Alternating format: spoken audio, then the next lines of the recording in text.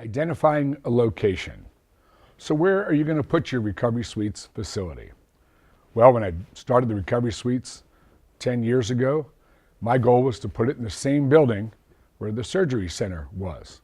Now, the regulations would not allow us to discharge a patient to an existing medical facility. Therefore, there had to be a space in between. In your community, these regulations are well established. By knowing your regulations, you'll know where to place your facility, whether it be adjacent to an existing ASC, or do you want to do a ground-up project where we're going to build a building to house both the surgery center and the recovery suites. The most important thing you can do is put it somewhere near your office, because the relationship you're going to develop with these patients is going to be incredible. And stopping by to say hello in the morning, the afternoon, or the evening only makes the project more successful.